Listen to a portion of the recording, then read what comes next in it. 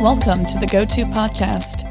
Each episode covers the brightest and boldest ideas from the world's leading experts in software development. Tune in for practical lessons, compelling theories, and plenty of inspiration.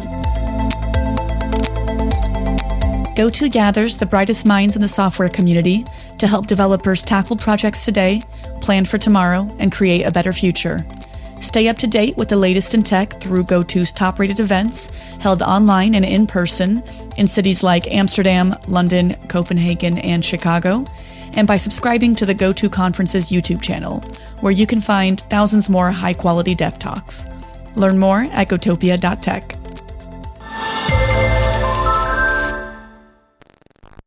Hi everyone, welcome to the GOTO Book Club. My name's Guy Harrison. I'm a database author and professional, and over the past year I've had the pleasure of working with Ben and Jesse on the CockroachDB Definitive Guidebook by O'Reilly. It's available for pre-order as we record this and should be available for purchase in April. And today I've got the pleasure of interviewing Ben Darnell, the CTO and founder of Cockroach Labs, I guess co-founder to be strictly accurate. And we're just going to talk about CockroachDB, a little bit about the book, and just give you a bit of a teaser of what CockroachDB is about and why you might want to buy the book. So, Ben, hi, good to see you, as always. Ben's in New York, by the way, and I'm in Melbourne, Australia, so this is an international call. So, Ben, why don't we start with a bit of a life story from you? Could you just let us know, how you got into the industry and what you'd been doing up, before founding CockroachDB? Sure. So I started my career about 20 years ago now at Google, and that's also where I happened to meet Spencer Kimball and Peter Mattis, who would go on 15 years later to be my co-founders at CockroachDB.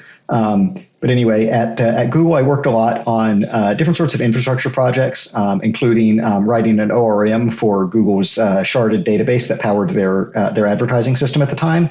And then I spent a good chunk of my time there on Google Reader, where I was on the founding team and built the original backend for that system. I left Google in 2009 and went on to a number of startups, including FriendFeed, which was acquired by Facebook, and then Brizzly, Dropbox, a little startup called Viewfinder, where I got back together with Spencer and Peter, and then that startup got acquired by Square. And so through all of those different companies that I named, they all had one thing in common, which was that they were all using sharded MySQL as their main as one of their primary data stores. And so I got to see, how all the limitations of that approach, and as did Spencer and Peter. And so actually, while we were building Viewfinder, we found ourselves kind of dissatisfied with all of the database options that we were seeing out there, having been kind of spoiled by Google's GFS, Google File System, and Bigtable, and other highly scalable and automated data storage systems. And so we kind of were kicking around this idea for something that Spencer decided to call Cockroach, that would be a scalable and indestructible data store. And we didn't start work on it then because we had our hands full building what we hoped was going to be the next big mobile photo sharing app.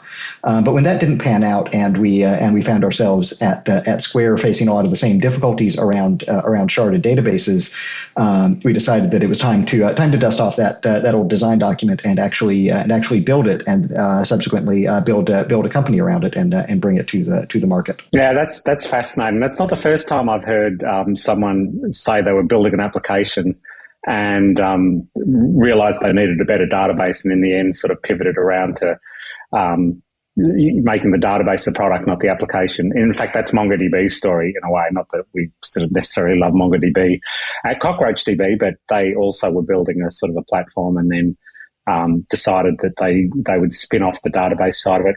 And by the way, Ben, I've never mentioned this to you, but I was an avid Google Reader user. I almost cried when it was deprecated. Every day I'd use Google Reader to keep up with things, and that was a sad day for me, but people won't remember that now. But this is an RSS reader that was sort of collating everything from the web that you might want to sort of be interested in.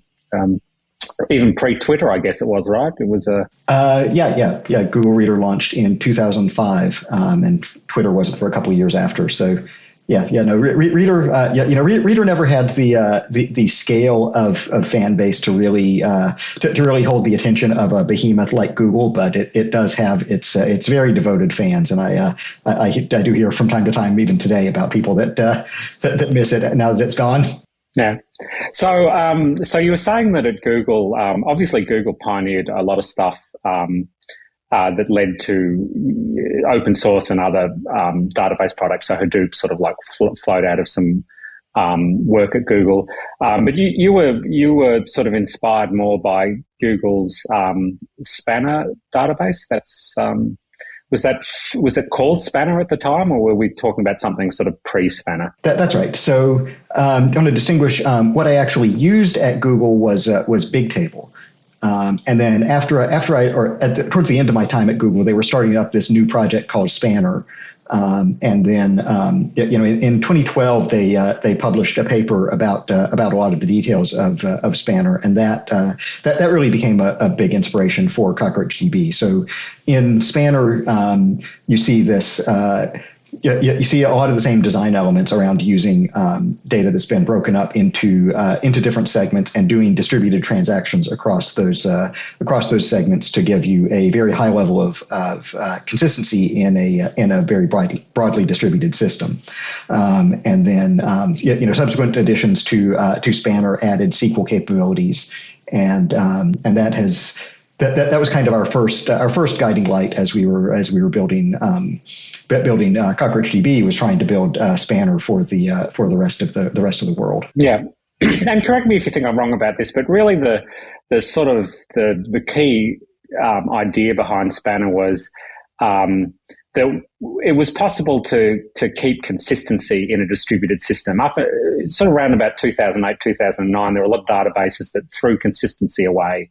And so we got the term eventual consistency. It was just too difficult to maintain everything in sync in a sort of like an always up, globally distributed network like the internet. And so Amazon pioneered Dynamo, and Dynamo sort of like concepts from Dynamo came into a lot of databases like Cassandra. And the idea was it doesn't matter if things aren't right, as long as they're fast and available.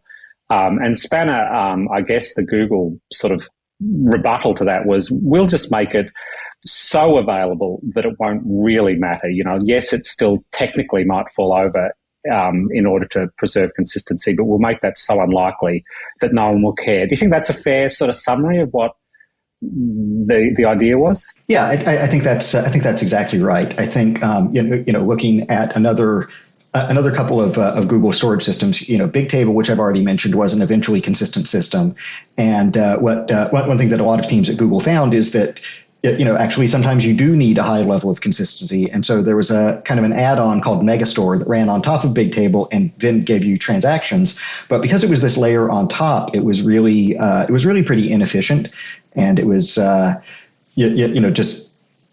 was something that you had to really think about whether it was going to be worth it to use it. But when Spanner came along, I think the key thing, I think for Spanner and for CockroachDB that both of these products bring to the table is the idea that if you embrace the need for the strong consistency and distributed transactions from the beginning and build them directly into the database, you can do a much better job on it than if you start with an eventually consistent system and then try to bolt on some sort of lightweight transaction mechanism on top of it, as a lot of the recent non-SQL systems have been learning. And so, speaking for CockroachDB, we have our full distributed transaction implementation, providing serializable isolation, that is competitive with the read committed isolation levels that you see in a lot of other products, because we really made that a key design goal was to make the best in class consistency and isolation and other transactional properties. We made that a priority from the beginning. So when you kicked off in 2016, is it fair to say that no one was offering a distributed sort of consistent database other than inside of Google, were you sort of like unique at that point? We were not totally unique. I think the closest the closest kind of peer competitor to what we were trying to do at the time was FoundationDB, and so I believe in 2017, Apple did us a huge favor by acquiring FoundationDB, which both gave us gave the idea that we were pursuing a lot of credibility, because it showed that that this kind of distributed transactional database was a really valuable thing. But so they gave us a lot of credibility for that, and removed what could have been one of our bigger competitors from the market. So thanks Apple for that little move. Yeah. Yes, there's a lot of luck in software startups, right? You can sort of you can be completely right, but in the wrong time, or some little event like that will remove a barrier that otherwise might have got in your way. I can't imagine how ambitious you need to be to launch a database company. Given products like Oracle have been around for 40 years, more than that, really. Oracle's probably coming up to its 50th anniversary of version 1 or something like that. Is that right? Yes, it is. It's 78 maybe. Anyway, long time, right? And they've got layers and layers and layers. 78 is 44 years from now, so yeah, getting close. So, but you guys sort of seem to hit the ground running, I guess. Is that because you started with a sort of a simple concept and then sort of laid your way to where you are now? Or, you can't come out of the gate running with all the features that you need. So, how difficult was it to sort of, launch and get early adoption and so forth? Yeah. So, as you say, databases are hugely complex products. The incumbents in the marketplace have had decades of experience building and refining their systems. People have really high expectations, especially when you're aiming to be kind of a transactional and operational database that's really in the most mission critical parts of your system. So it's been a difficult hill to climb.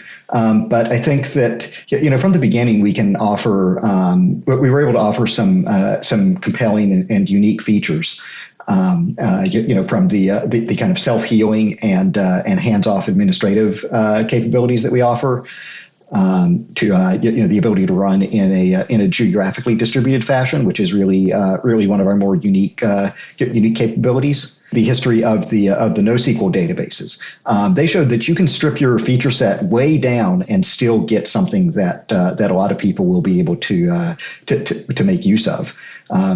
So we early on, we just had to be very transparent about what our limitations were. Early versions of CockroachDB, for example, had warnings in the documentation about how you probably shouldn't use joins, which are a core capability of SQL. But because early on we didn't have an optimizer that was able to execute joins efficiently, and so we had to warn people to stay away from them when performance matters.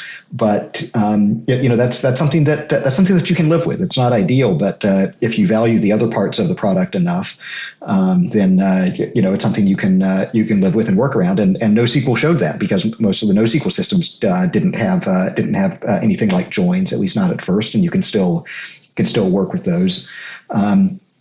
So it's the product management adage: if you're not embarrassed by your version 1, you ship too late.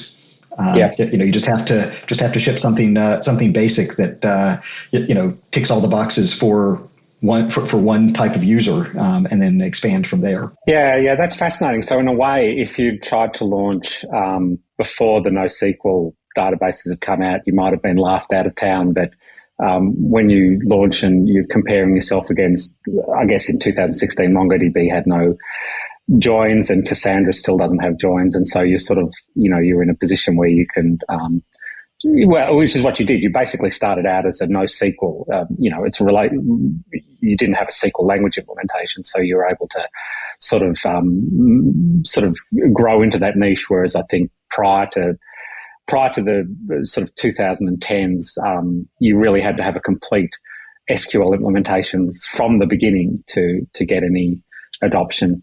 But anyway, we're sort of like, we're dwelling a bit on ancient history. 5 years later, CockroachDB has a absolutely complete SQL implementation. In fact, it's as feature complete as any database I've worked with. There's no sort of obvious gaps in what you can do with it. And you guys are powering along with adoption. And I think I'm not a member of the CockroachDB company, but I think most outside observers would admit CockroachDB is one of the leading database innovators anyway around today. So when we look at CockroachDB today, a distributed SQL-based operational database with very high availability and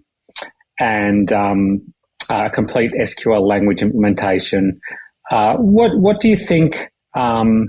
When do you think developers, when they're starting, when do you think they should be thinking this is a job for CockroachDB versus, I don't know, this is a job for Postgres, for instance? What is there some class of application that you're particularly focused on, or do you feel like it's a general purpose database that can be used for anything? So my engineering answer is that it's a general purpose database that can be used for anything, but I know that that's not a very useful answer to a lot of people. So, I'll talk about some of the types of customers that we have the most success with. I think our emphasis on strong consistency makes us kind of a natural fit for financial services. Anything where data inconsistencies can have real financial effects. But what we see, especially because banks and other big financial services are very heavily regulated, they're very risk averse, they're very slow to adopt new technologies. But what we see is actually very strong adoption in kind of adjacent fields. One area that has been a surprise for us has been in the space of gambling applications, which is it makes sense when you think about it, because what a gambling application does is broadly very similar to a lot of things that a bank would have to do, in the sense that it's maintaining ledgers and moving money from one account to another. Everything is very important in terms of getting all the bits of data right and not having money disappear or appear out of thin air. But they're regulated. They are regulated very heavily, but they're regulated in a very different way. With banks, they're regulated to be very risk averse, so that if you're a bank, you basically can't ever go down, because that's obviously very bad for your customers. The regulations around gambling are much less risk averse in that sense. There's still regulations around data data accuracy and that sort of thing, but it's in some ways it's a looser environment, and so we've been able to get kind of a foot in the door in this industry and use it to kind of hone the features of the product that are appealing and necessary to banking and other kind of bigger name financial applications and companies. And so that's been a really interesting pathway that we kind of stumbled across this. This segment of the industry, and it's been very fruitful for us. Well, yeah, that's great. What about general web apps? Are people using CockroachDB just as a general purpose database? If I'm building a sort of like a web application, I can pretty much build it on anything nowadays. And what we haven't mentioned, for those who don't know CockroachDB, is it's Postgres wire protocol compatible, which means that you can use all of the Postgres drivers. There's no sort of like specific CockroachDB application stack that you need to use. It's broadly compatible with a lot of stacks that are that support PostgreSQL. So, it's pretty easy to use. I can just install it on my laptop, or I can get a cloud service and I can start building apps on it. Just as I could with, Postgres itself or MongoDB or MySQL or what have you. Is there any sort of like reason not to use Cockroach as a sort of like in those scenarios? It's got a lot of features, but are those features holding you back when you just want a sort of like a simple database service that supports SQL? No, I think that one of the great things about Cockroach is that it's a database that can be a good fit for you on day one and can scale out with you even as your application or business expands worldwide. So I think from day one you can setting up CockroachDB can be a lot easier than setting up it may not be as easy as just doing an apt-get install Postgres to get a basic single node Postgres server running, but by the time you add in replication and backups and all the sorts of things that you need to do to make a Postgres instance really production ready. A lot of those things are are a lot simpler when you're dealing with CockroachDB, because we have replication built in as a core first class concept, and you can do auto scaling and rebalancing and things like that automatically. So even from the very beginning, it can simplify your operations. We don't scale down quite as small on minimal levels of hardware as a lot of the kind of traditional monolithic databases do, and we're certainly not competing in the same space as SQLite or something like that. But when you look at our cloud offering with CockroachDB serverless, it can be an incredibly affordable way to go, even for very small applications. CockroachDB serverless has a fairly generous free tier where you can get a cluster set up for free and just start using it. And then we also have, and then once you exceed the limits of that free tier, you just put in your credit card number and get billed based on your actual usage. And so that can be a very affordable option in comparison to a lot of options that would have you running a dedicated virtual machine 24/7 and paying for those costs. Yeah. Yeah, I'm building an application now that it started off using MongoDB as the back end, but after working on the book with you, I thought I might as well just try serverless CockroachDB. And honestly, it was the least complicated thing about setting up the environment for the application. I just had to sign up, download a certificate and connect to the server, and I don't even notice that it's. I don't notice the database. I just, I send SQL requests and I get data back, and I don't have to worry too much about all of the complexities that we've been talking about. But I know that if I need it to scale globally, that I'm in a position to do so. And I think, also when you're thinking about cloud databases, a lot of the latency is going to be in the network anyway. So you might have a database at the back end in the cloud that's sort of like got a little bit of extra overhead because it's doing so much more in terms of replication and availability and so forth. But it's going to be sort of like minimal compared with the amount of time it takes to get data across the network. And so you're not going to notice it. At least that's been my experience. It's performed great. Okay, well, so the move to cloud, I guess, when you guys started, like most vendors 5 years ago, your offering was on-prem. Now there are sort of two flavors of cloud offering. Do you want to talk a little bit about the cloud strategy at CockroachDB? Sure. So first, just to lay out the product lineup explicitly, we have four. There's four basic ways to get CockroachDB. The first is CockroachDB Core, which is essentially our open source edition, in which you download. You can download the source code with the binary and just run it yourself. And this is always free. We're open source with an asterisk. We do have a license restriction that prevents using CockroachDB Core in commercial database as a service. But for any other purpose, you can use it, download it, and use it for free as much as you want. Source is all there. You can modify it, recompile it, whatever. And we also have CockroachDB Enterprise, which adds additional features for a licensing fee. And this includes features like geopartitioning and other features that are especially useful in geographically distributed deployments. It includes change data capture for streaming changes from the database out to Apache Kafka and from there into other parts of your company's data systems. And also integrations with single sign-on and other things that may be important in corporate environments. Those are our two self-hosted options for CockroachDB. And then in the cloud, we also have two options. Here we have CockroachDB dedicated, which is similar. It's essentially equivalent to what you would get in the self-hosted product, where we just run. You get dedicated VMs in a totally isolated environment running CockroachDB Enterprise just for you. And so that's kind of our premium cloud offering, since it gets you all the best experience you could have from hosting yourself, except we do it for you.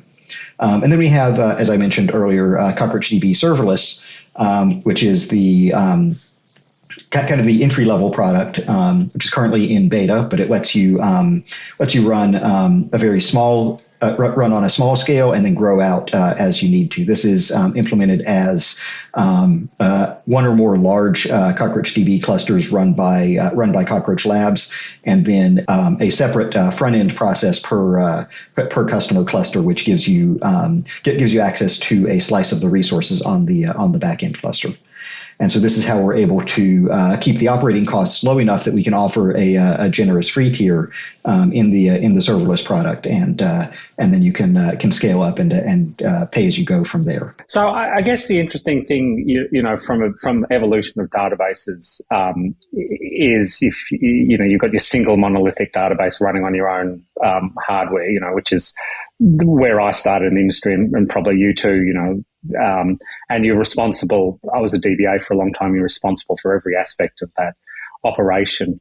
And then, incrementally you move into the cloud where you're less responsible for sort of like a little bit of the hardware. And then you get to a cloud system in which the scaling is sort of managed for you. So a lot of your DBA tasks are gone, backup tasks are gone. And then you get to serverless, and where, amazingly, just about all the tasks are gone, like as long as the implementation is good at the back end, it will scale for me as my demand grows, and I don't even have to lift a finger. I just have to, I guess I have to lift a credit card, but that's all. And it's a very attractive option, I think. And you guys have pulled it off so far as I can tell very well, right? Like the experience, I haven't run a serverless at scale yet, but there's a few cases, I imagine, where you're a sort of like a very large organization where you'd want a dedicated cluster so you could be sure that, you had control over exactly how much resources you were applying, that you could be really prepared for spikes in load and stuff like that. But for your average application, I can't imagine that serverless isn't the future way that almost everyone will consume database services, because it's just eliminates so much of the human cost of using a database. It's a very exciting move. CockroachDB is one of a couple of companies that are offering truly serverless options for consuming databases, and it's well worth checking out. And I'll just say my personal opinion: if you're going to get started with CockroachDB as a developer, you can either sort of like do, if you're on a Mac, brew install, or if you're something similar if you're on Linux. But, the serverless option makes a lot of sense, and it's just as easy to get started with. That's the way I prefer to work with it at the moment, having sort of like, gone through the ringer with you writing the book, experiencing all of the overhead of running a self-hosted cluster. There's a lot to be, it's a lot of fun setting up clusters if your mind works that way, but it's not productive to be trying to replicate the expertise that the Cockroach team have at the back end. So anyway, that's a little bit of a sort of like an ad for serverless. No charge for that, Ben. One other thing I'm interested in, as someone who sort of like hangs around databases a lot, is the sort of like the perennial split between the operational databases and the analytic databases. So for a while, we sort of had one size fits all databases, up until about 12 years ago, 15 years ago. Data warehouses, there were some specialized data warehouses, but there were also sort of people running data warehouses in Oracle, SQL Server, Oracle and SQL Server were used as operational systems as well. We had this sort of period where SQL went out of fashion, and now SQL is definitely back in fashion. But we've still got this split between operational and analytic. And, in the modern world, I'd say that split is most sort of like best illustrated by SnowflakeDB, which just recently had one of the largest software IPOs of all time. I think it actually is technically the largest software IPO of all time, which is an analytic database running in the cloud, fully supports SQL. And then we've got operational SQL distributed databases, CockroachDB being the sort of probably flagship representative of that class of database. But they've split. There's sort of we have different workloads that each are sort of like optimized for. They both can do a bit of each other's sort of processing, but they're clearly optimized for one or the other. Do you think those two worlds are going to sort of pull back together at any time soon, or do you think we're, for the time being, you want to choose a different platform for when you're analyzing data than for when you're sort of like doing high-speed transactional processing of data? Yeah, so I think this this division is going to continue to evolve. I mean, it's not a bright line between the two classes of applications. This is something that we saw early on when we were developing CockroachDB. We wanted to be very explicit, telling people, just as I said that we, early versions of CockroachDB had warnings not to do too much with joins. Even after that limitation was lifted, we continued to tell people that, well, we're not an analytics database. Don't expect us to be able to, be best in class performance at these analytics types of queries. But as a database vendor, this is, yes, transactional databases and analytics databases are a different category. To a customer, it's not that clear. Some customers are very rigorous about separating their analytics off into separate systems. Others are not. They'll just run their, analytics style queries on their main database. And so, there's still an expectation that those things will work reasonably well.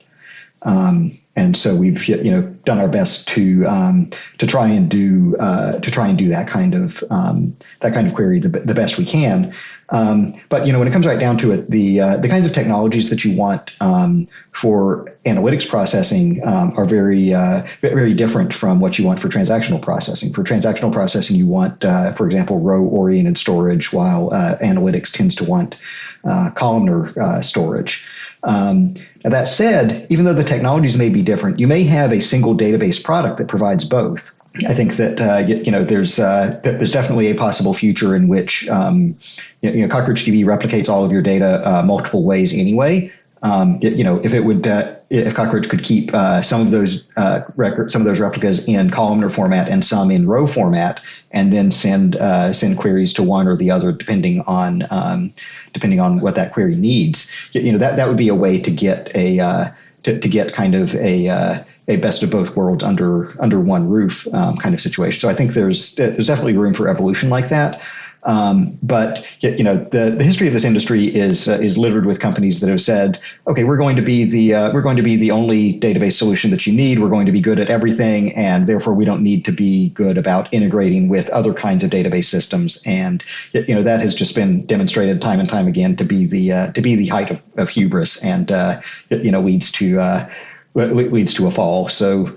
I don't want to say that CockroachDB is going to be the ultimate unification of transactional and analytic workloads, but I think I do think there's going to be a continual kind of blurring of the lines and evolving to handle more and more kinds of specialized workloads. Yes, yeah. So there are a couple of companies that are trying to do a sort of a hybrid job. And it seems to me they have to double up on their engineering effort to be good at both. And even then, they're usually not the best at either of those two things, so that they tend to come into competition. There's usually one of these two requirements, which is the primary one, that's the decisive requirement, and they fail at that decisive requirement. It's all very well. As you said, like you've got to focus in software engineering. You can't afford to sort of like have too many threads of effort, because you'll just end up sort of failing at some of them. And you have to focus kind of on both sides of the divide. So as the database vendor, we've chosen to focus on operational transactional needs, but also as a customer of a database, you have to kind of choose what areas of your data you're going to try and optimize, and where you're going to essentially spend your operational budget. So when I said, some companies are just fine running their lightweight analytical queries on CockroachDB, if you look at it from that company's perspective, if you're a little startup and you're running CockroachDB, are you going to want to set up Kafka and Snowflake and deal with integrating these three systems? Sure, you can get you'll get a better analytics experience with Snowflake than you will with CockroachDB today, but it's a much higher operational cost just to have to deal with that many different moving parts. And so that's another factor that I think that you have to kind of pick your battles and decide when you're going to spend that operational complexity. And I think that when you look at the amount of money that some companies, your larger enterprises spend on data of all kinds, it makes sense there to really optimize and make sure that you're getting best in class performance for every kind of subcategory of data. If you're not operating at that scale, then that's when the more hybrid solutions are appealing, even if they're not individually best in class at any particular task. Yeah, that's a good point. You always, data's never just there to be processed. There's always some analytic reporting or similar function.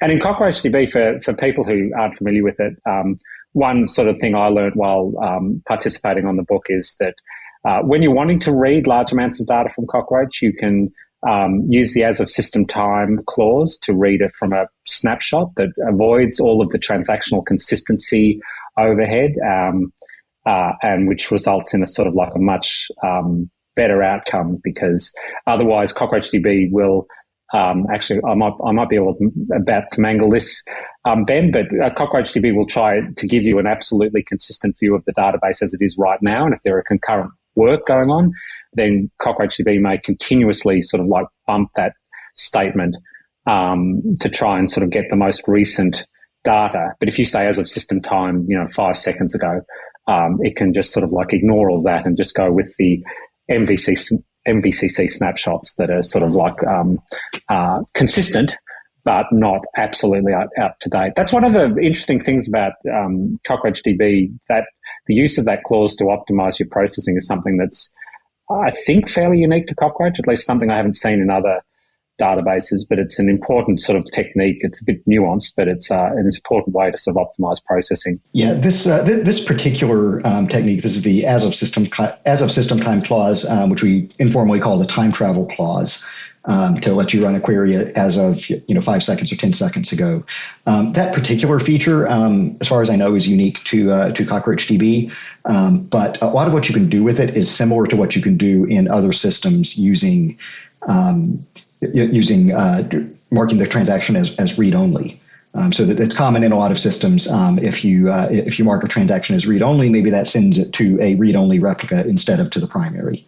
Right. And that is kind of functionally equivalent or functionally similar to what you're getting with the as of system time clause. The nice thing about the as of system time clause is that, especially with the new feature that we just introduced called bounded staleness, where you can say give me the latest data you have, as long as it's no more than 10 seconds old. For example, that would let it send your query to the physically nearest replica to you, get whatever data it has. But if it sees that replica happens to be really far behind for some reason, then it will fall back to getting fresher data from a remote replica. Yeah, and so it gives you a way to fine tune exactly how much stale data you're willing to tolerate for your application. Yeah, as of system time is awesome too, because it lets you do sort of like a get out of jail free card type thing for screw ups. You can sort of delete all the rows out of a table and and then you can just use as of system time to get them back. And you can even do a backup of the database after you've ruined it. Which if I'd had that when I was a sort of a young DBA, how much easier my life would have been. But that's another story. Yeah. This is one of the features that blows people's minds when they first see it. What are the other things in CockroachDB that developers should know about, or if you sort of wanted to let people know a few things that they might not know about that would help them in their life, what would they be? We have these multi-region features for running a database distributed across multiple physical locations. And in that, as a part of that feature set, you have the ability to mark tables as either global or regional. And the way that global tables work is actually really neat. There's a lot of magic under the hood, but when you write to a global table, it effectively writes to that table kind of as of system time in the future, instead of the normal uses of as of system time to write into the past. And so the write goes into the future, and then it doesn't, and then it kind of takes effect when real time catches up with when the write was scheduled to happen. And so that gives you, so as we mentioned, as of system time is a way to make as one way to make read queries not interfere with writes.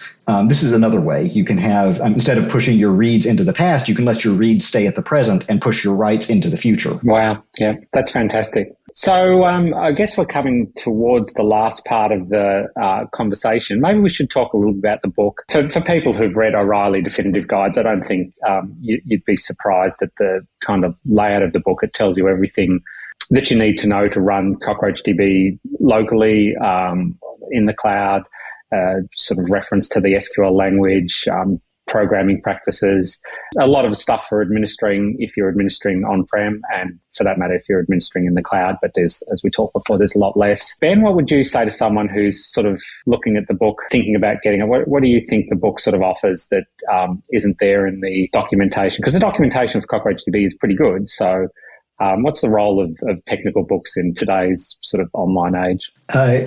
That's a tough question because there's a lot on there, isn't not one. Our docs are very good, and they're always getting better. So it is a tricky question to answer. But I think the big thing that a book has that most online documentation doesn't is just a kind of linear flow.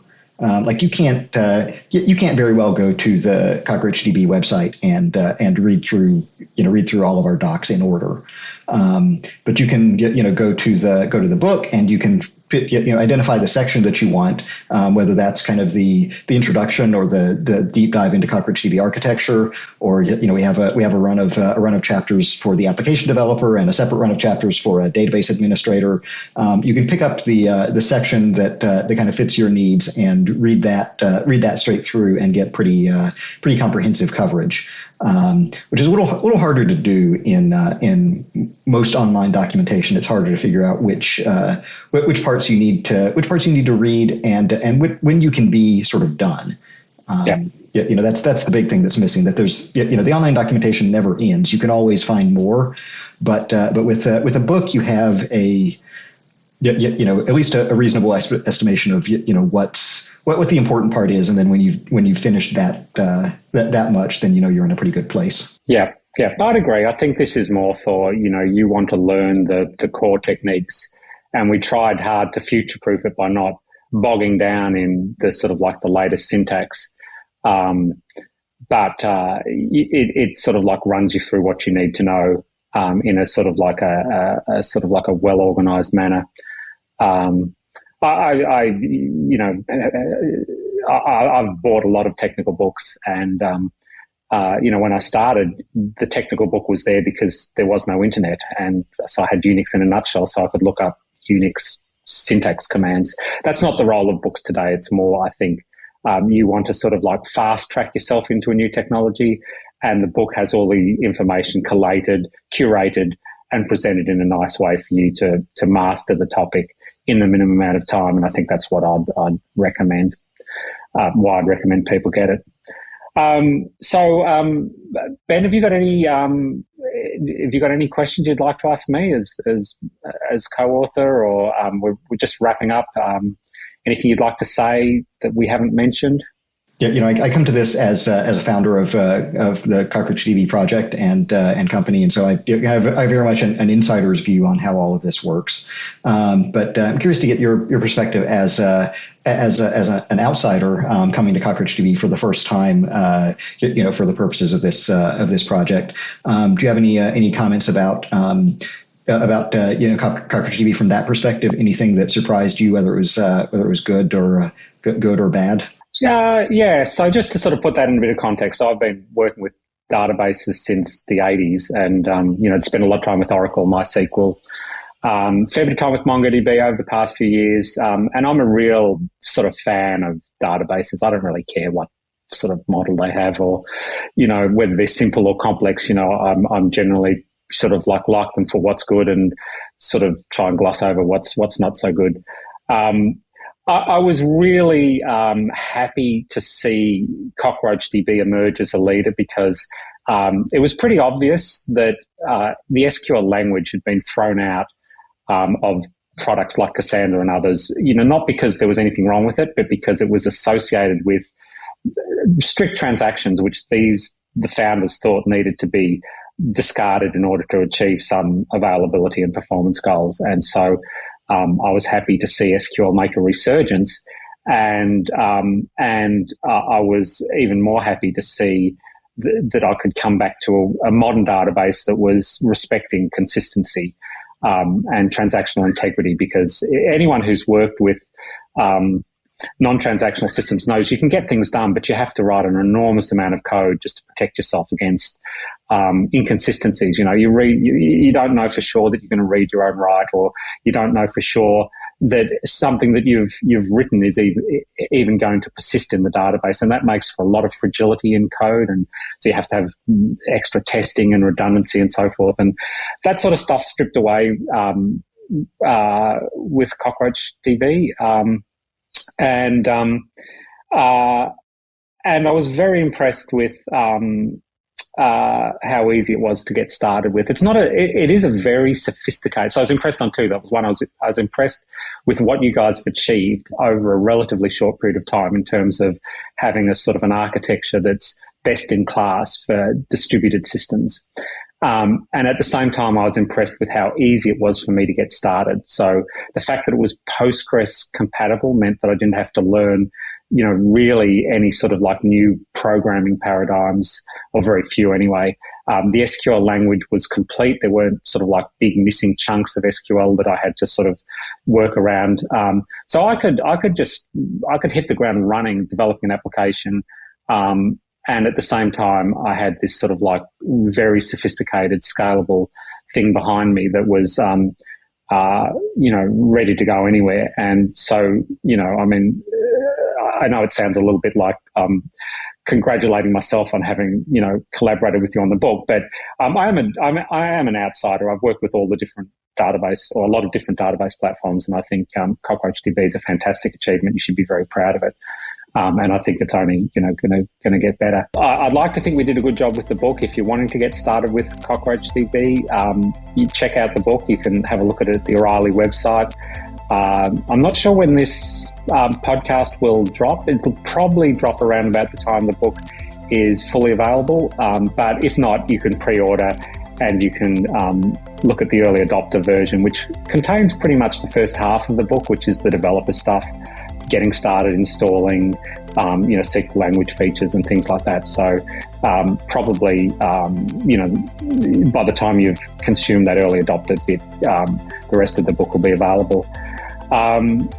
You can visit the Cockroach Labs website to get a free CockroachDB serverless account if you want to play around, or you can download it using the sort of typical download things like Brew or apt-get on Linux. And so, yeah, I'm sorry, I rambled away from your question into a sort of a wrap up, but I've really enjoyed I really enjoyed working on the book. Writing books is not sort of like necessarily a sort of lucrative a financial thing, but it is a great way to learn, about a new technology, and I'm all about learning. So really enjoyed working with you on the book, Ben, and I recommend it to anyone who's interested in CockroachDB. It's a pleasure working with you. Yeah, thank you. It's been a pleasure working with you as well. I also want to take a moment to recognize here our third co-author, Jesse Seldess, who's not with us on the podcast today, but he also worked very hard with us on this book over the course of the last year. Absolutely, and Jesse is responsible for the excellent online documentation and educational content at Cockroach Labs website. So, we couldn't have done it without him, that's for sure. Okay, well, that's a wrap, I guess. Thanks, Ben. Enjoy the rest of your day. And thank you guys for attending the podcast, and let us know what you think. Thanks for listening to this episode of the GOTO podcast. Head over to gotopia.tech to discover lots more content from the brightest minds in software development.